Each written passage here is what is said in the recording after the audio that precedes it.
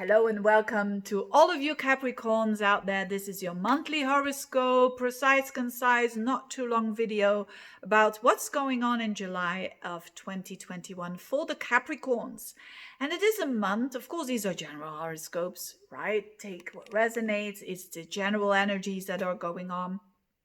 But it's certainly not about eclipses or full squares. So it's a way more gentler energy. Now, I'm going to talk about the Uranus-Saturn square that is activated again by Venus and Mars. I'm going to talk about the conjunction of Venus and Mars, the Mercury, and Jupiter. So let's get started with the first week of the month, which is going to be the most frustrating part of the month. And why is that? Because the Saturn-Uranus square that a lot of us astrologers are talking about, which is about this new thing that we want to launch, but that we kind of resist in a way at the same time, that wanting to make changes in our lives, that is activated again. It's for the whole year that it's on, that is quite close to each other, Uranus square Saturn, but it's activated when a fast planet is getting into one of these signs, fixed signs. And it is Venus and Mars in Leo. And that is your 8th house. So your 8th house, the house of transformation, the house of money that you share with other people.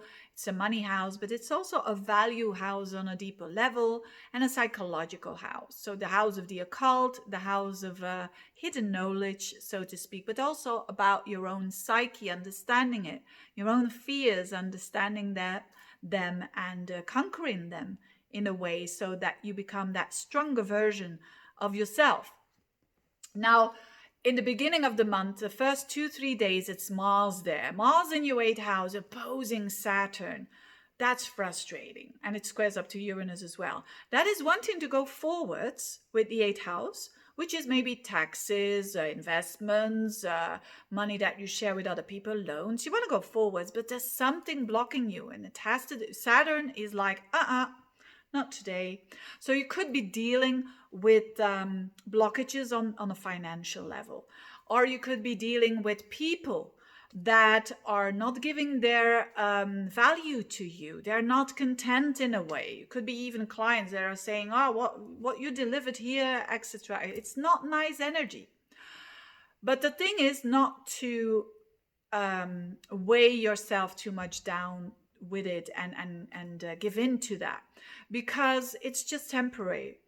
Because of the 7th, so also Venus will be there, by the way, in your 8th house. Normally Venus attracts money, but again it's blocked by Saturn. So you see there's a lot of wanting to go forwards in those areas of life, but it's like, or maybe an inheritance and there's some stuff going on and it's blocked, or it's not going fast enough, or whatnot. These things are happening out of your control. It's the 8th house, so you better accept it. It's not going to be fun, but resisting it is even worse, then you really suffer. And you don't want that. That's not necessary. So what happens on the 7th is that Mercury is out of its shadow, and it's having its last connection to Neptune in a square for the 3rd time. So that always means, those two things mean clarity. Clarity comes up for you, and that is for you in the 6th house of your work, your day-to-day routines, your health. So if there have been on the work level some things that were foggy, that you didn't know where to go, you didn't know where you're heading at, clarity comes in here. And that kind of has a knock-on effect on the same 8th house of transformation. Because after this clarity comes, guess what? Mars and Venus are coming together in Leo in that same 8th house on the 13th, 14th of the month. So this is very passionate, beautiful, heartening energy. Because Mars and Leo coming together, it's like the lovers coming together. It's like femininity and masculinity. It kind of melts. And it's also our desires. They come together. It makes us more inspired, passionate. Now for you, the 8th house could mean that you are having an understanding of your own psyche, and it liberates you. Or you are having this study of the occult and you're getting like, really, really inspired by it. But also it's the house of intimacy and the house of other people's value. So now it is like this blockage is gone.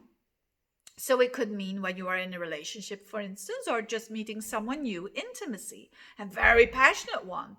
It's in Leo, after all, a fire sign, and not only physically.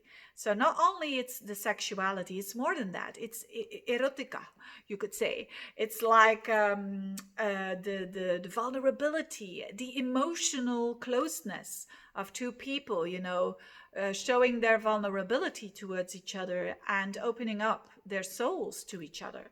So there's quite a lot of passion going on there as well. And as it is the eighth house, it deals with relationships. It can also be hidden, something hidden going on there. I'm not going to judge this here, but there is tendency there with the Venus and the Mars coming together in your eighth house. Now, whatever it is something that is definitely about taking off that lid of the restrictions that you might have been having in the past. Now, and also quite a lot of clarity coming up for you, as I said, on the work level. So that's good as well. And last but not least, there is Jupiter re-entering Aquarius in your second house at the very end of the month. So on the 29th, up until the rest of the year, you're going to have Jupiter in Aquarius, and that's your second house. House of money, house of your values, house of your self-worth. And that is getting a boost here with Jupiter there in your second house, or you finding more meaning about yourself, your talents, and feeling good about yourself. And you can enjoy that as well, because getting confidence is not the easiest thing to keep, so to speak. And now, because it stays there for the rest of the year, you're getting a big chance to have that. Having said that, thank you so much for watching.